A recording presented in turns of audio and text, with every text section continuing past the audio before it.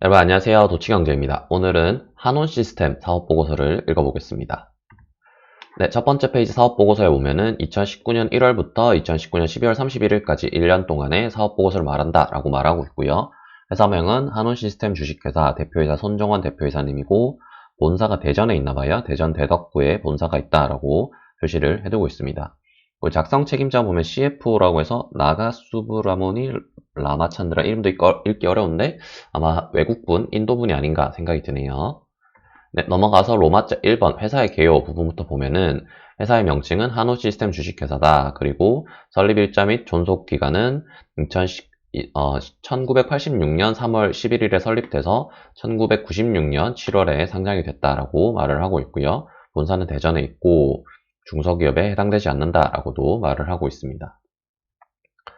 주요 사업 내용 보면은 OEM 방식의 납품을 주로 하는 자동차 열관리 시스템 단일 품목 제조회사, 그러니까 열관리 품목만 생산하는 회사다라고 말을 하고 있습니다.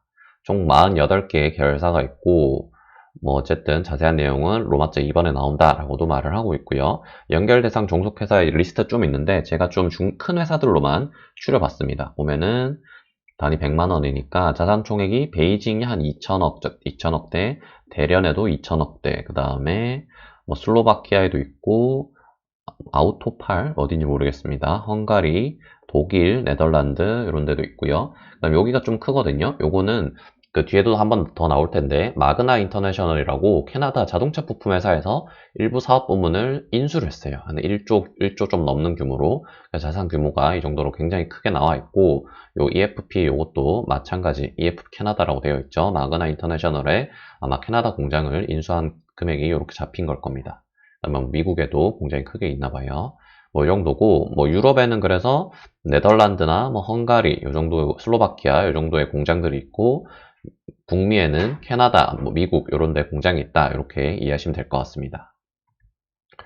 네, 그 다음에 이제 신용평가는 돈을 빌려가서 얼마나 잘 갚느냐를 말하는 지표죠. 보면은 AA급으로 2017년부터 19년까지 계속 유지를 해오고 있고, 그러면 어떻게 보면 AAA, 그 다음에 AA 플러스, 그 다음에 AA 제로, 이렇게 해서 세 번째 높은 등급이죠. 그래서 아주 잘 갚는, 돈을 잘 갚는 기업이다, 믿을 만한 기업이다, 이렇게 판단할 수 있는 겁니다. 네, 넘어가서 배당에 관한 사항 부문을 보면은 이 회사는 주당 한 320원 정도의 배당을 주고 있고요. 배당 수익률로는 한 2.2% 후반, 3%이 정도를 기록하고 있습니다. 그 다음에 배당 성향이 높은 걸 볼 수 있는데 이 회사가 뒤에 주주 구성에 나오는데 한엔컴퍼니라는 사모펀드가 이 회사의 주인이거든요. 그래서 이 회사 사모펀드는 아무래도 투자 수익을 얻어야 되잖아요. 투자 수익을 매년 이렇게 꼬박꼬박 좀 얻어야 되는 그런 특성이 있는데 그러다 보니까 배당 성향을 좀 높게 해서 배당금을 많이 가져간다 이렇게 생각하시면 될 것 같습니다. 50%대면은 우리나라에서 굉장히 높은 편이죠. 그리고 순이익 규모는 일정하게 유지가 되고 있구나라는 것도 알 수가 있고요. 네, 넘어가서 이제 로마자 2번 사업의 내용 부분에 왔습니다. 아까 말했듯이 자동차 열관리 시스템 단일 품목 제조회사다라고 말을 했고요. 한국에서는 대전 공장, 평택 공장, 울산 공장, 아산 공장 이렇게 네 곳에 공장이 있고 아까 봤듯이 해외 사업으로 48개인가의 해외 연결 법인도 있다라고 말을 했습니다. 그 다음에 이제 업계 현황에서 자동차 부품 회사들 전부거든요. 자동차 부품 회사의 랭킹을 이 회사에서 말을 하고 있는데요. 1등은 보쉬라는 독일 회사, 2등은 덴소 일본 회사, 3번이 아까 이제 일본 사업부를 인수했다던 마그나 인터내셔널이라는 회사고 이 회사가 최근에 LG전자랑도 전기차 합작 법인을 만들겠다라고 해서 굉장히 우리나라의 이름을 알리고 있는 회사입니다. 어쨌든 이 정도가 1, 2, 3등이고 우리나라 회사는 현대모비스가 7등으로 굉장히 글로벌한 기업이다라고 말을 하고 있고요. 현대 계열사 몇 개 있고, 그다음에 여기 46등의 한온시스템, 47등의 만도, 이런 회사들도 있는데요. 어쨌든 오늘의 주인공인 한온시스템은 매출 기준으로 54억 달러로 글로벌 46등의 자동차 부품 회사다라고 말을 하고 있습니다. 네, 그 다음 회사의 현황에서 사업 부문별로는 열관리 시스템 단일 부분이기 때문에 구분이 없었고 지역별로 이렇게 구분을 해놨습니다. 크게 아시아, 미주, 유럽 이렇게 있고요. 보면은 역시 본사가 있는 아시아 부문이 영업이익 비중이 가장 높겠죠. 그 다음에 유럽 부분도 굉장히 높다라는 걸 알 수가 있고요. 미주 부분은 아직까지 좀 낮은 편이지만 북미 사업 부문인 마그나의 일부 사업부를 인수했기 때문에 북미 부분도 나중에 성장이 기대된다라고 생각할 수 있습니다. 그리고 유럽 부문은 원래 17년만 해도 영업이익 비중이 굉장히 낮았는데 18년, 19년 굉장히 많이 올라오면서 영업이익이 뭐 800억에서 1900억, 2100억 이렇게 올라오면서 유럽 부문의 좀 사업 비중이 많이 높아졌다. 그래서 글로벌하게 지역별로 다각화가 잘 이루어져 있구나라는 것을 알 수 있습니다. 네, 넘어가서 국내 시장 점유율이라고도 나와 있는데요. 국내 시장에서 뭐 공조 제품 시장에서 좀 생산하는 업체는 별로 없어요. 한원 시스템, 두원공조, 그다음에 한국 델파이라고 이레 오토모티브라고 이름 바뀌긴 했는데 어쨌든 이렇게 세 개 회사가 있고 한원 시스템이 뭐 자기들 집계로는 1등으로 과반은 안 되지만 어쨌든 1등이다라고 말을 하고 있습니다. 그 다음에 글로벌 시장에서도 꾸준히 성장하고 있어서 글로벌 공조 시장 점유율 2위 업체로 발돋움했다라고도 말을 하고 있습니다. 네, 그 다음 주요 제품 및 원재료 부분에서 주요 제품 가격 변동을 보면은 뭐 크게 변동이 없다라는 걸 알 수 있습니다.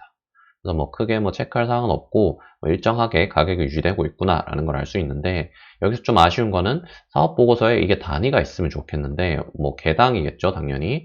근데 이런 단위 기초적인 단위가 좀 생략이 되어 있어서 그런 부분이 좀 아쉬웠다라고 말씀드릴 수 있겠고 주요 원재료 가격 변동도 보면은 뭐 전장 부품, 컴프 부품, 알루미늄, 워터펌프 부분 이런 것들이 있고 가격 변동이 조금씩 올라오곤 있지만 뭐 그렇게 큰 변동은 없다. 알루미늄 같은 경우에는 올해 가격이 많이 내렸다라고 말할 수 있고 이것도 보면은 가격이 뭐 알루미늄 같은 경우에는 뭐 톤당 얼마다 뭐 이런 표시가 있으면 좋겠는데 그런 게 없어서 조금 아쉬웠습니다. 네, 그 다음 생산 및 설비에 관한 사항 부분에서는 생산 능력에 대해서 말을 하고 있는데요. 보면은 뭐 아시아, 미주, 유럽에서 크게 제품을 이렇게 네 가지로 분류를 한 것 같고 생산 가능 수량 대비 실제 생산 수량을 보면은 가동률이라고 하죠. 이거를 가동률이 보면 한 6, 70%대를 꾸준히 이제 제품별로 다 유지를 하고 있는 그래서 카파를 일정 정도 여유분을 가지고 있다. 뭐 이렇게 이해하시면 될 것 같고 뭐 이걸 해석하기에 따라 다를 수 있는데 뭐 평균 예상했던 그런 물량 대비 가동률이 주문량이 안 나와서 가동률이 요거밖에 안 나온다라고 생각할 수도 있고 아니면은 뭐 미래 증가할 수요량을 대응하기 위해서 공장 캐파를 미리 늘려놓은 거다. 뭐 이렇게 생각할 수도 있을 것 같습니다. 네, 넘어가서 이제 매출에 관한 사항 부분을 보면은 주요 매출처 보면은 주요 매출처가 3개 있어요. 10% 매출액 10% 이상을 차지하는 고객인데요. 보면은 2017년, 2017년인데 2017년만 해도 한 3개 회사가 다 20% 정도의 매출을 차지했는데 보면은 현대자동차는 20%대 유지하고 있지만 다른 회사도 좀 줄었어요. 그런데 보면은 매출 자체가 준 건 아니란 말이죠. 그러면 어떻게 보면은 세 개의 회사에 대한 매출 비중이 많이 줄었다. 그러면 매출이 다각화가 되고 있구나라는 것을 알 수 있습니다. 판매처가 다각화가 됨으로써 이 회사 입장에서는 아주 뭐 좋은 현상이다라고 생각할 수가 있는 거죠. 이 회사에 대한 의존도를 줄이는 거니까요. 그래서 뭐 2년 전만 해도 60% 정도의 세계 회사 매출 비중이었는데 이게 50% 미만까지 잘 떨어진 상태다라고 말을 할 수 있습니다. 네, 넘어가서 이제 연구개발 부분을 보면은 연구개발은 AP혁신센터, 북미, 유럽, 글로벌 이렇게 이제 나눠져 있고요. 조직 자체는 그리고 비용은 계속 점점 더 많이 비용을 쓰고 있고 매출액 대비 비중도 점점 더 늘고 있어서 뭐 연구개발에 제조업 치고도 아주 높은 비중으로 투자를 하고 있구나. 역시 부품회사다 보니까 기술력이 가장 중요하기 때문에 이런 기술력을 발전시키기 위한 연구개발에 적극적으로 투자를 하고 있구나라는 것을 알 수 있습니다. 네, 넘어가서 이제 로마자 3번 숫자가 많이 나오는 재무에 관한 사항 부분에 왔는데요. 요약 재무 정보라고 해서 간략하게 이 회사의 재무 정보를 보여주고 있습니다. 보시면 자산 총계는 쭉 엄청 폭증하고 있고 대신에 부채도 역시 같이 폭증을 하고 있는 모습을 보여주고 있습니다. 17년만 해도 2조대였는데 19년에 4조 7천억으로 부채가 너무너무 많이 늘었다라고 생각할 수 있을 것 같고 자본은 뭐 별로 큰 변동은 없이 2조 원대를 유지하고 있다라고 생각할 수 있고요. 그리고 뭐 자산이 는 만큼 역시 매출도 많이 늘고 있는 모습을 보여주고 있고 그런데 영업이익은 뭐 큰 변화가 없다라는 것도 알 수 있습니다. 연결 단기 순이익도 오히려 18년은 감소했다가 19년에 다시 반등해서 좀 증가해서 3천억대 단기 순이익을 올리고 있구나라는 것을 알 수 있고요. 여기서 이제 부채가 지금 2배 넘게 늘었기 때문에 이 부채를 좀 더 자세히 알아볼 건데요. 보시면은 연결 재무상태표에서 부채 부문을 제가 가져와 봤습니다. 유동부채는 17년에 1조 2천억, 1조 3천억 규모에서 18년, 19년에 이제 2조 원 규모까지 늘어난 상태고, 비유동부채가 더 많이 늘었는데 17년에 7,800억 규모였는데 18년에 1조 3천억, 19년에 2조 6천억까지 거의 뭐 3배 넘게 늘어난 상태잖아요. 17년 대비로는. 그래서 이 비유동부채를 체크를 해보겠습니다. 보면은 많이 늘어난 게 차입금이 많이 늘었어요. 2,200억밖에 없던 220억인가요? 220억밖에 없던 차입금이 7,200억까지 거의 플러스 7천억이 늘었죠. 이렇게 많이 늘었고, 그 다음에 회사채도 한 5, 6천억밖에 없었는데 1조 6천억까지 늘어서 여기는 1조 규모를 늘었습니다. 요거 두 개가 많이 늘었는데, 아까 이제 마그나에서 일부 사업 부분을 인수했다라고 말을 했잖아요. 그래서 인수하면서 그 대출을 많이 썼어요. 그 대출이 여기 한 6천억 정도 녹아 있어서 이 차입금 증가 부분은 대부분 거기서 기인을 한 겁니다. 그리고 이 회사채 부문은 이 회사가 조금 뭐 부채 비율이 그렇게 낮은 회사는 아니었는데 사실 이 회사에 그 좀 더 자금 여력을 땡겨서 극한까지 좀 자금을 땡겨서 사모펀드 운영하고 있구나라는 거를 보여줄 수 있는 거죠. 회사채 1조 원 규모가 증가했으니까요. 물론 17년 대비 19년에 이제 회사채 조달 금리가 많이 떨어지긴 했거든요. 그래서 이렇게 회사채를 많이 찍은 게 그렇게 막 금전적으로 부담이 되진 않는데, 사실 나중에 금리가 오르게 되면은 이게 좀 부담이 될 수는 있어서 한번 지켜봐야 될 요소인 것 같습니다.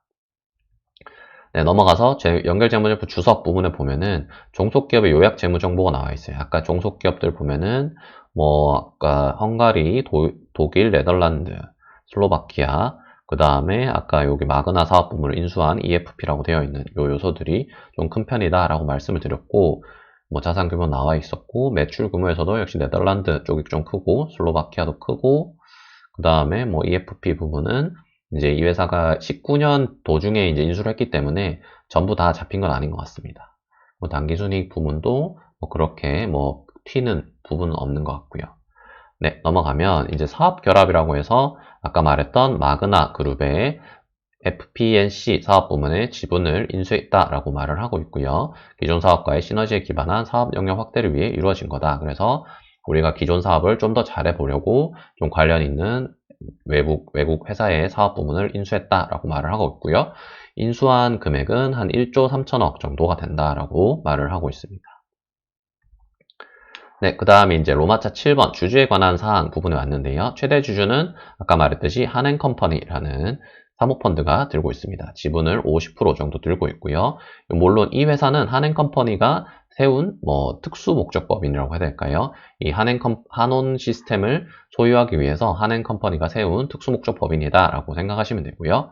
그래서 한앤코 오토홀딩스 유한회사의 최대 주주는 한앤컴퍼니 제2의 3호 사모투자, 이거는 한앤컴퍼니가 들고 있는 펀드명입니다. 제2의 3호라는 펀드 이름이고, 이 회사가 이 한앤컴퍼니를 한온 시스템을 들고 있다라고 생각하시면 될 것 같습니다.